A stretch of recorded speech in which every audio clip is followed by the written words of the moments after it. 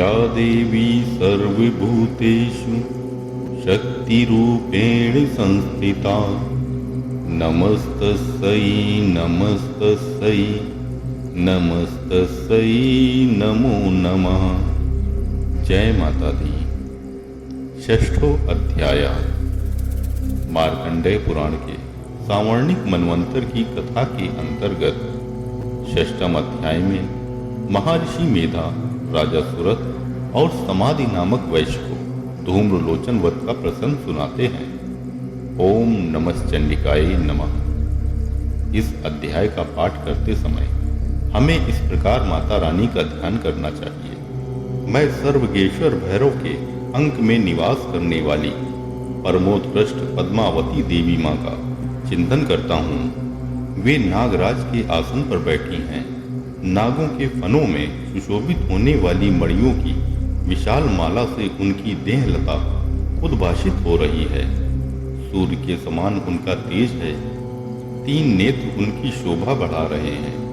वे हाथों में माला, कुंभ, कपाल और कमल लिए हुए हैं तथा उनके मस्तक में अर्धचंद्र मुकुट सुशोभित है। महर्षि मेधा कहते हैं, देवी माँ का यह कथन सुनकर दूत को बड़ा अमर्ष हुआ और उसने दैत्यराज के पास जाकर जब समाचार विस्तार पूर्वक कह सुनाया, दूत के उस वचन को सुनकर दैत्यराज कुपित हो उठा और दैत्य सेनापति धूम्रलोचन से बोला, धूम्रलोचन, तुम शीघ्र अपनी सेना के साथ जाओ और उस दुष्टा के केस पकड़कर घसीटते हुए उसे बलपूर्वक यहाँ ले आओ। उसकी रक्षा करने के लिए यदि कोई दूसरा खड़ा हो तो वह देवता, यक्ष अथवा गंधर्व ही क्यों न हो, उसे अवश्य मार डालना। महर्षि कहते हैं, शुंभ के इस प्रकार आज्ञा देने पर वह धूम्रलोचन दैत्य 60,000 असुरों की सेना को साथ लेकर वहां से तुरंत चल दिया। वहां पहुंचकर उसने हिमालय पर रहने वाली देवी माँ को देखा और ललकार कर कहा, अरे तू शुंभ निशुंभ के पास चल। यदि इस समय प्रसन्नता पूर्वक मेरे स्वामी के पास नहीं चलोगी तो मैं बलपूर्वक झोटा पकड़कर घसीटते हुए तुझे ले चलूंगा। देवी माँ बोली, तुम्हें दैत्यों के राजा ने भेजा है। तुम स्वयं भी बलवान हो और तुम्हारे साथ विशाल सेना भी है। ऐसी दशा में यदि मुझे बलपूर्वक ले चलोगे तो मैं तुम्हारा क्या कर सकती हूँ। महर्षि कहते हैं, देवी माँ के यूं कहने पर असुर धूम्रलोचन उनकी ओर दौड़ा।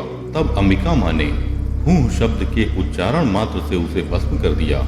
फिर तो क्रोध में भरी हुई दैत्यों की विशाल सेना और अंबिका माँ ने एक दूसरे पर तीखे सायकों, शक्तियों तथा फरसों की वर्षा आरंभ की। इतने में ही देवी माँ का वाहन सिंह क्रोध में भरकर भयंकर गर्जना करके गर्दन के बालों को हिलाता हुआ असुरों की सेना में कूद पड़ा।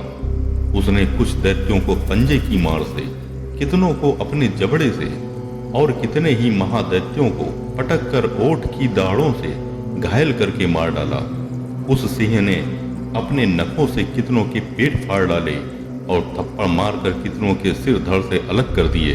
कितनों की भुजाएं और मस्तक काट डाले तथा अपनी गर्दन के बाल हिलाते हुए उसने दूसरे दैत्यों के पेट फाड़कर उनका रक्त चूस लिया।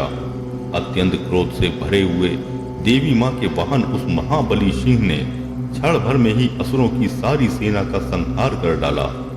शुंभ ने जब सुना कि देवी माँ ने धूम्रलोचन असुर को मार डाला तथा उसके सिंह ने सारी सेना का सफाया कर डाला, तब उस दैत्यराज को बड़ा क्रोध हुआ। उसका ओठ कांपने लगा।